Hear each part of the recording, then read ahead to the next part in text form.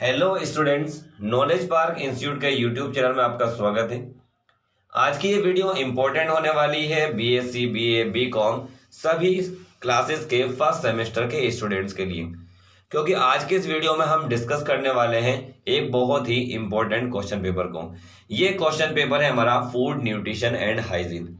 ये compulsory paper है जो कि ऑब्जेक्टिव टाइप का होना है। वे सभी स्टूडेंट जो बीए, बीएससी, बीकॉम में हैं उनको अपने मेन सब्जेक्ट के अलावा एक कंपलसरी सब्जेक्ट का पेपर और देना होगा, और फर्स्ट सेमेस्टर में जो कंपलसरी सब्जेक्ट रखा गया है वो फूड न्यूट्रिशन और हाइजीन है। इसके अलावा वोकेशनल भी आपका एक सब्जेक्ट अलग से होने वाला है। तो यहाँ पर हम डिस्कस करने वाले हैं जो आपका कंपलसरी सब्जेक्ट है फूड न्यूट्रिशन और हाइजीन। हम इसके बारे में इस वीडियो में डिस्कस करेंगे, देखेंगे किस तरीके से यहाँ पर क्वेश्चन बनने वाले हैं, उन सभी का सॉल्यूशन भी देखेंगे।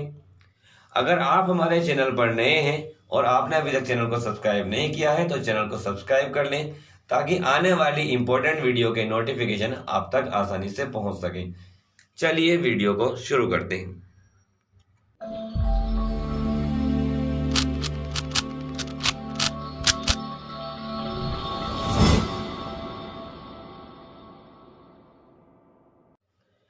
एग्जाम में जो आपको क्वेश्चन पेपर दिया जाएगा वो कुछ इस तरीके से दिखाई देगा जैसा आपको स्क्रीन पर शो हो रहा है।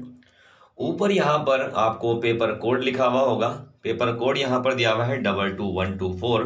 इसके नीचे यहाँ पर क्लास लिखी होती है BA, BSc, BCom, agriculture part 1 semester 1। यहाँ पर क्लासेस लिखी हुई है बीए, बीएससी, बीकॉम। ये फर्स्ट सेमेस्टर का लिए ही क्वेश्चन पेपर है। एग्जामिनेशन 2022, ये हमने पिछले साल का क्वेश्चन पेपर लिया है। कोर्स का टाइटल इसके नीचे लिखा हुआ है फूड न्यूट्रिशन एंड हाइजीन। ये आपके सब्जेक्ट का नेम है, फूड न्यूट्रिशन एंड हाइजीन। इसके नीचे रोल नंबर का कॉलम आएगा, आपको बॉक्स दिए गए होंगे। बॉक्स में आपको अपना रोल नंबर यहाँ पर अंकों में लिखना होगा। इसके नीचे रोल नंबर शब्दों में यहाँ पर आपको लिखना है, अनुक्रमांक को शब्दों में लिखना है। उसके नीचे अगर हम चलते हैं तो नीचे यहाँ पर समय दिया हुआ है। समय है 1.5 आवर्स, 1.5 घंटे का यहाँ पर समय दिया हुआ है। और जो मैक्सिमम मार्क्स है वो 75 यहाँ पर दिखाए गए हैं। 75 अंकों का हमारा ये पेपर होने वाला है। यहाँ पर ऑब्जेक्टिव टाइप क्वेश्चंस होंगे। आपको 75 क्वेश्चन करने के लिए दिए जाएंगे और एक क्वेश्चन 1 मार्क का होगा, 1 अंक का होगा, जिससे टोटल जो है वो 75 अंकों का एक पेपर बन जाता है। आपको सभी क्वेश्चन करने होंगे, कोई अलग से यहाँ पर ऑप्शनल में आपको नहीं मिलेगा।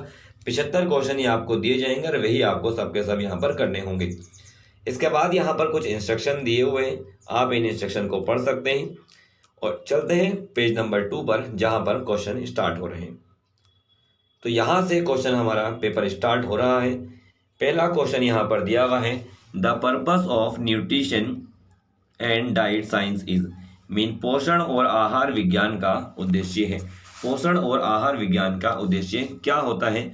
तो पोषण और आहार विज्ञान का उद्देश्य होता है स्वास्थ्य और कार्य कुशलता प्रदान करना। To provide health and efficiency. यही न्यूट्रिशन का और डाइट साइंस का पर्पस होता है। तो थर्ड ऑप्शन यहाँ पर करेक्ट ऑप्शन बन जाएगा। इसके बाद क्वेश्चन नंबर 2 की तरफ चलते हैं। क्वेश्चन नंबर 2 में कहा है, about half of your diet should be made of. आपके आहार का लगभग आधा हिस्सा होना चाहिए। हमारे आहार में लगभग आधा हिस्सा किस चीज का होना चाहिए? तो वो होना चाहिए अनाज और सब्जियों का, ग्रेन्स एंड वेजिटेबल्स का। ए ऑप्शन यहाँ पर करेक्ट ऑप्शन बन जाता है। इसके बाद क्वेश्चन नंबर 3 देखते हैं। क्वेश्चन नंबर 3 में यहाँ पर पूछा गया था, विच of the following is a protective nutritional element. निम्नलिखित में से कौन सा एक सुरक्षात्मक पोषक तत्व है? किसे एक सुरक्षात्मक पोषक तत्व कहा जाता है? तो सुरक्षात्मक पोषक तत्व कहा जाता है खनिज, लवण और विटामिन को। मिनरल्स और विटामिन को आप प्रोटेक्टिव न्यूट्रिशनल एलिमेंट कह सकते हैं।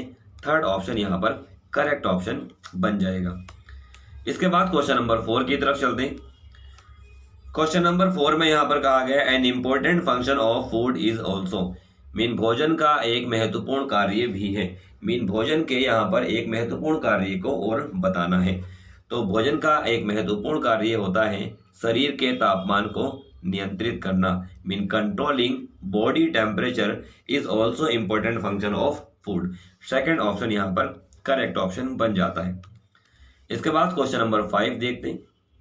क्वेश्चन नंबर 5 में यहाँ पर कहा गया है our body needs for food what, mean हमारे शरीर को भोजन की आवश्यकता किस लिए होती है।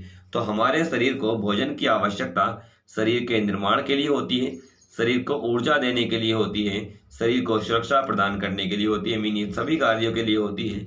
तो हम यहाँ पर फोर्थ ऑप्शन करेक्ट लगा लेंगे, जहाँ पर लिखा हुआ है ये सभी, मीन इन सभी कार्यों के लिए हमें भोजन की आवश्यकता होती है। 4 ऑप्शन यहाँ पर करेक्ट ऑप्शन बन जाएगा। इसके बाद क्वेश्चन नंबर 6 की तरफ देखते हैं। क्वेश्चन नंबर 6 में यहाँ पर कहा है डाइट मीन्स, मीन पथ्यापथ्य का अर्थ क्या है, मीन डाइट का क्या अर्थ होता है। तो डाइट का अर्थ होता है संतुलित आहार, मीन बैलेंस डाइट को ही आप डाइट कह सकते हैं। 3rd ऑप्शन यहाँ पर करेक्ट ऑप्शन बन जाएगा। इसके बाद चलते हैं क्वेश्चन नंबर 7 की तरफ। क्वेश्चन नंबर 7 में यहाँ पर कहा है the number of nutrient required by the body is, mean शरीर के लिए आवश्यक पोषक तत्वों की संख्या कितनी होती है। तो शरीर के लिए आवश्यक पोषक तत्वों की संख्या होती है 6 यहाँ पर हमारा mean 3rd option correct option बन जाएगा। इसके बाद चलते हैं क्वेश्चन नंबर 8 की तरफ। क्वेश्चन नंबर 8 में कहा है mail nutrition is caused bye, mean निम्नलिखित में से कुपोषण का कारण होता है। प्रोटीन युक्त आहार नहीं, प्रोटीन अगर युक्त आहार होगा तो उससे कुपोषण नहीं होगा। संतुलित आहार होगा तो उससे भी कुपोषण नहीं होगा। गरिष्ठ भोजन मीन अगर रिच फूड है तो उससे भी कुपोषण नहीं होता है, मीन इनमें से कोई नहीं हमारा सही ऑप्शन यहाँ पर बन जाएगा। इसके बाद चलते हैं क्वेश्चन नंबर 9 में। क्वेश्चन नंबर 9 में यहाँ पर पूछा गया है how many basic foods group are food items divide into, mean खाद्य पदार्थों को कितने मूल खाद्य समूहों में बांटा गया है। खाद्य पदार्थों को 5 समूहों में बांटा गया है, मीन 2nd ऑप्शन यहाँ पर करेक्ट ऑप्शन हो जाएगा। इसके बाद चलते हैं क्वेश्चन नंबर 10 की तरफ। क्वेश्चन नंबर 10 में यहाँ पर पूछा गया है which among these is the staple food for infant, mean निम्नलिखित में से कौन सा शिशुओं के लिए मुख्य भोजन है। इनमें से कौन सा शिशुओं के लिए अच्छा भोजन होता है। तो शिशुओं के लिए अच्छा भोजन होता है दूध। 3rd ऑप्शन यहाँ पर करेक्ट ऑप्शन हो जाएगा। मिल्क जो होता है वही एक स्टेपल फूड होता है इन्फेंट्स के लिए, बच्चों के लिए। इसके बाद क्वेश्चन नंबर 11 देखते हैं।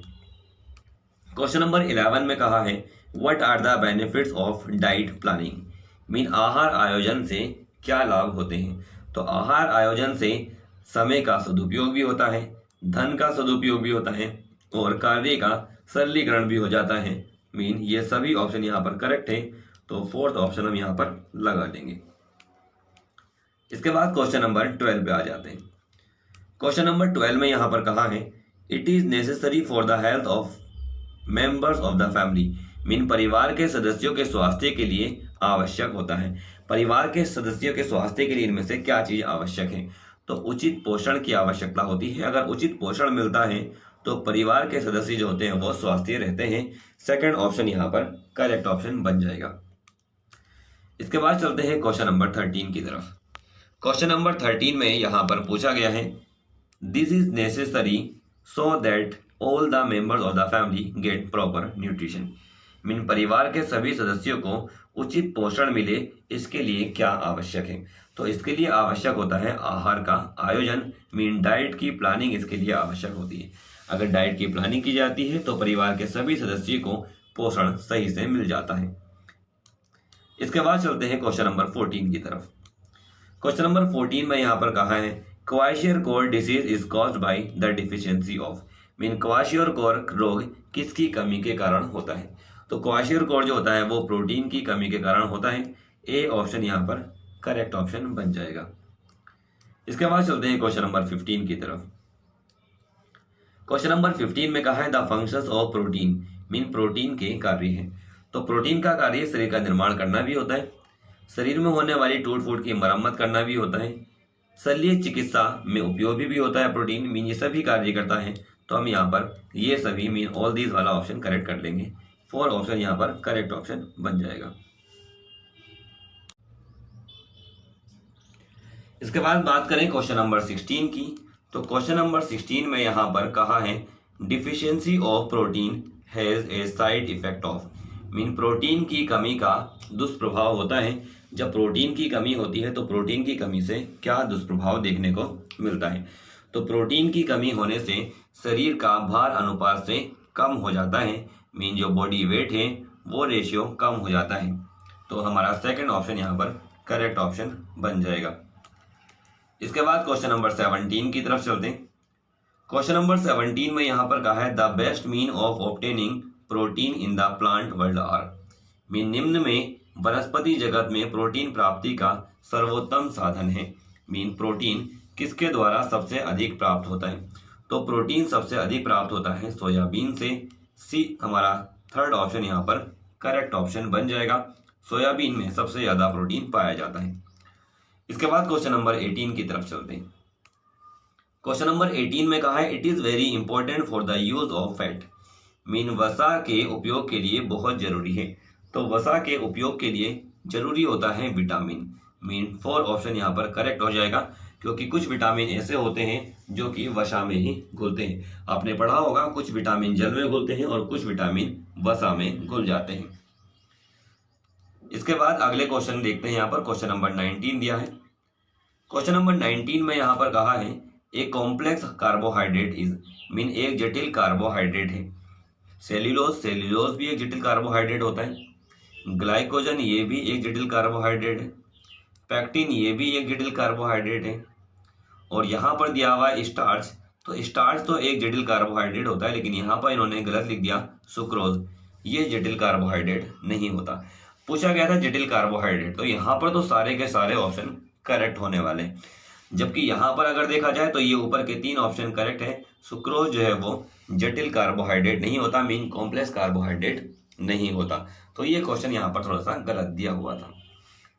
इसके बाद क्वेश्चन नंबर 20 की तरफ देखते हैं।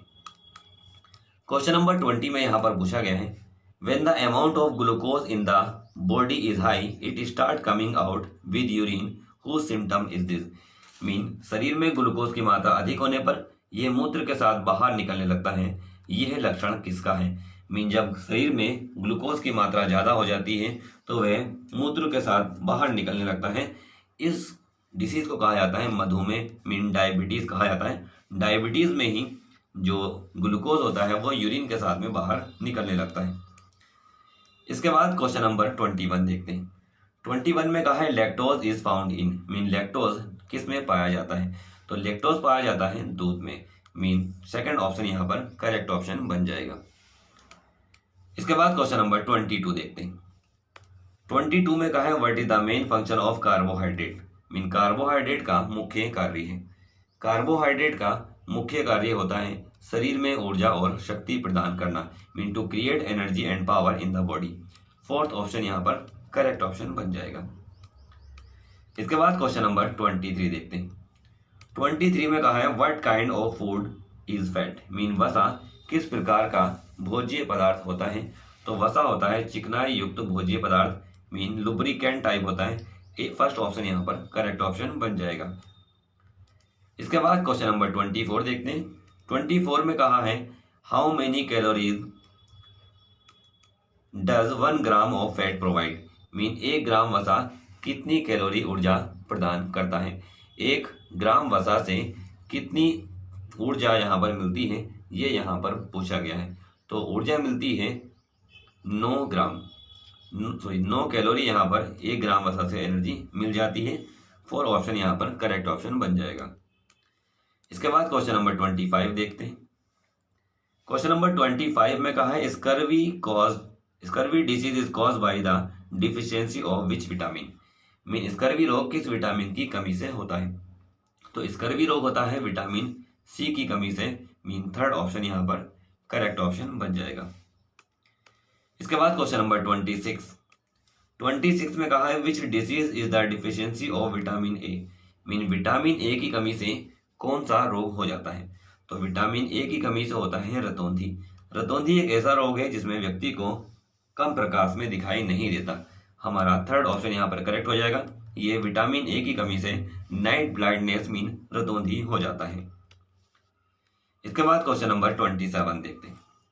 27 में कहा है व्हेन वाज विटामिन के डिस्कवर्ड। मीन विटामिन के की खोज कब हुई थी?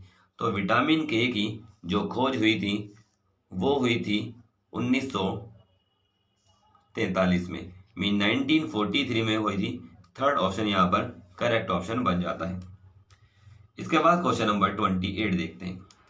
28 में कहा है what is the main function of vitamin E. Vitamin E का मुख्य कार्य निम्नलिखित में से क्या है। तो विटामिन ई का जो मुख्य कार्य होता है वो होता है प्रजनन शक्ति को बढ़ाना, mean to increase reproductive power. Third option यहाँ पर करेक्ट ऑप्शन बन जाएगा। इसके बाद चलते हैं क्वेश्चन नंबर 29 पर। 29 में कहा है what do calcium phosphorus and magnesium makeup. Calcium phosphorus और मैग्नीशियम किसका निर्माण करते हैं। तो ये निर्माण करते हैं दांत और हड्डियों का, मीन टीथ एंड बोन्स का निर्माण करते हैं। सेकंड ऑप्शन यहाँ पर करेक्ट ऑप्शन बन जाएगा। इसके बाद क्वेश्चन नंबर 30 आता है। तो क्वेश्चन नंबर 30 में यहाँ पर पूछा गया है the major source of calcium is, mean calcium का मुख्य स्रोत क्या है। तो कैल्शियम का मुख्य स्रोत यहाँ पर होता है मिल्क, मीन दूध जो होता है वो एक कैल्शियम का मुख्य स्रोत माना जाता है। ए और फर्स्ट ऑप्शन यहाँ पर करेक्ट ऑप्शन बन जाएगा। इसके बाद बात करें तो क्वेश्चन नंबर 31 की। तो क्वेश्चन नंबर 31 में यहाँ पर कहा है good source of sodium is, mean sodium प्राप्ति का अच्छा स्रोत है। सोडियम की प्राप्ति का मुख्य स्रोत यहाँ पर पूछा गया है। तो सोडियम प्राप्ति का जो मुख्य स्रोत होता है वो नमक होता है, मीन सॉल्ट होता है, क्योंकि सॉल्ट का फॉर्मूला होता है सोडियम क्लोराइड।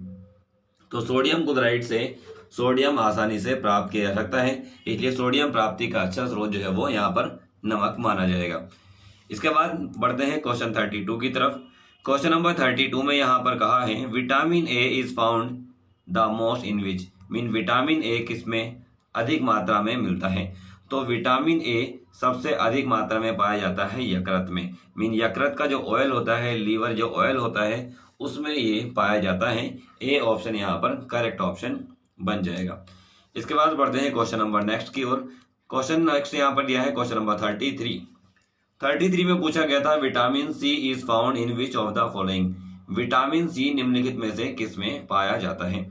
तो विटामिन सी पाया जाता है नींबू में, मीन लेमन में ये पाया जाता है। फोर्थ ऑप्शन यहाँ पर करेक्ट ऑप्शन बन जाएगा। इसके बाद देखते हैं क्वेश्चन नंबर 34।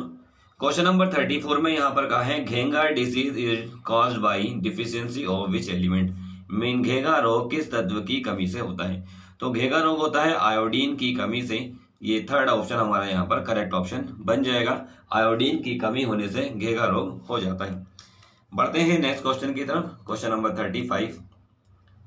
क्वेश्चन नंबर 35 में यहाँ पर कहा है our body in which total material of liquid water in form of line in tissue, में हमारे शरीर में कुल कितना जल तरल पदार्थ के रूप में कोशिकाओं में रहता है। मीन कितना जल जो है वो शरीर में को तरल कोशिकाओं के रूप में पाया जाता है। तो यहाँ पर हमारा आंसर होने वाला है 70%। 70% वाटर जो है वो तरल कोशिकाओं में पाया जाता है। इसके बाद क्वेश्चन नंबर 36 यहाँ पर लिया है। क्वेश्चन नंबर 36 में पूछा गया है the formula of water is, mean जल का सूत्र होता है। तो जल का सूत्र होता है H2, ये सभी को पता होगा। थर्ड ऑप्शन यहाँ पर करेक्ट ऑप्शन बन जाएगा।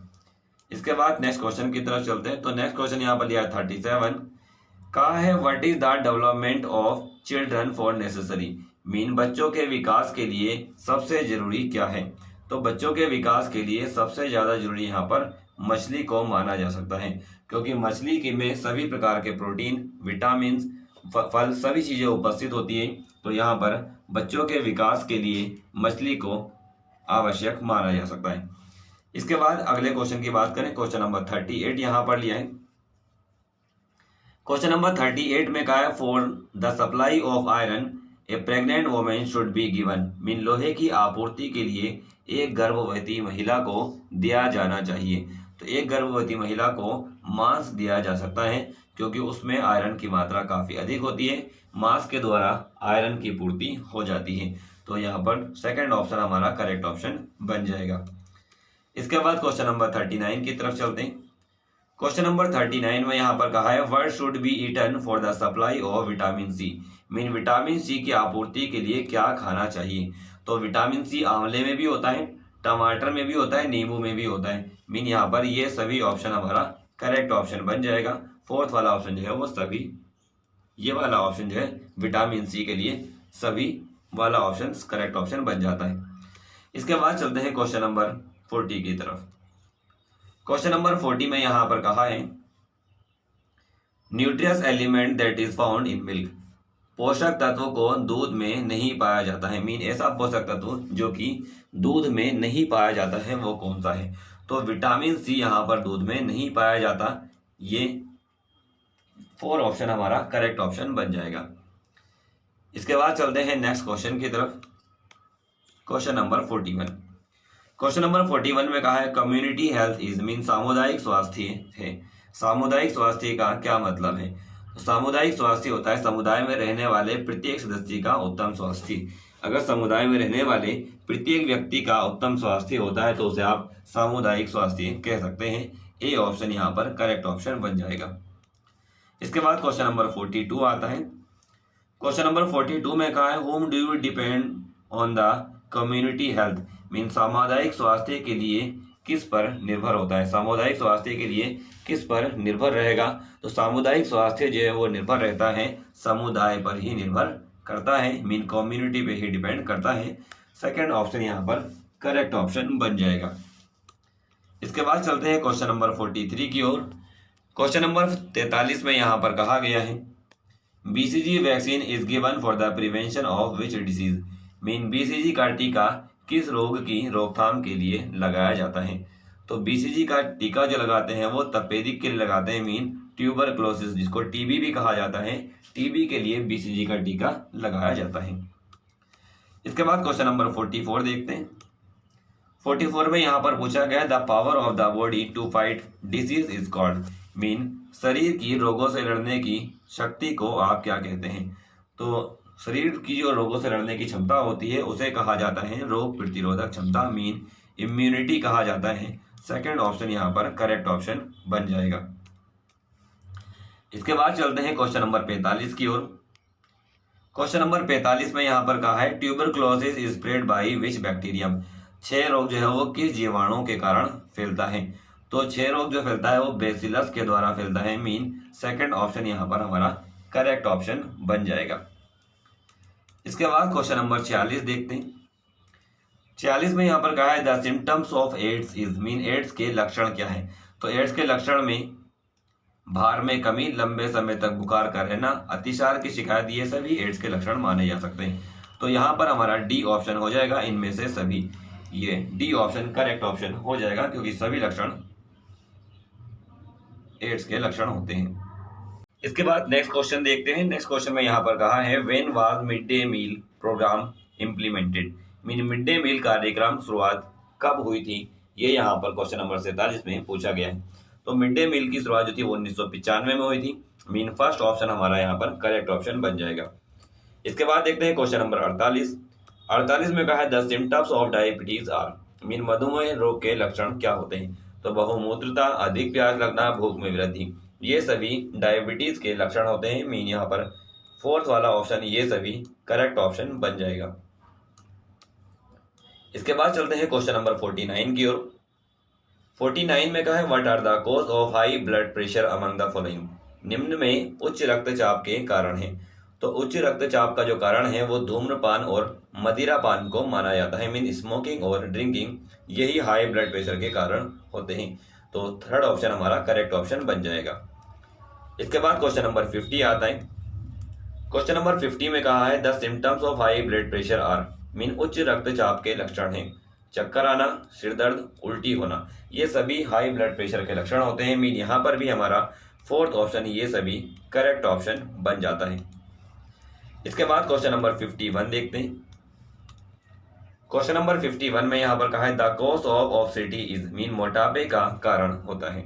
तो मोटापे का कारण होता है वसा, ये वंशानुक्रम नहीं होता, शारीरिक काम की वजह से भी नहीं होता, ये केवल वसा के कारण होता है, मीन ए ऑप्शन हमारा फर्स्ट ऑप्शन यहाँ पर करेक्ट ऑप्शन बन जाएगा। इसके बाद क्वेश्चन नंबर 52 देखते हैं। क्वेश्चन नंबर 52 में कहा है this is not a type of constipation mean कब्ज का प्रकार नहीं है। तो कब्ज में निरंतर मल नहीं बहता, कॉन्टिन्यूअस रूटिंग नहीं होती, ये वाला कब्ज का प्रकार नहीं होगा, मीन थर्ड वाला ऑप्शन हमारा करेक्ट ऑप्शन यहाँ पर बन जाता है। इसके बाद क्वेश्चन नंबर 53 आता है। क्वेश्चन नंबर 53 में यहाँ पर कहा है the body temperature of healthy normal person is, mean एक स्वस्थ सामान्य व्यक्ति के शरीर का तापमान क्या होता है। तो ये 98.6 होता है जनरली, जिसको 98.44 फ़ारेनहाइट भी माना जा सकता है। तो यहाँ पर हमारा सेकंड ऑप्शन करेक्ट ऑप्शन बन जाएगा। इसके बाद क्वेश्चन नंबर 54 की तरफ देखते हैं।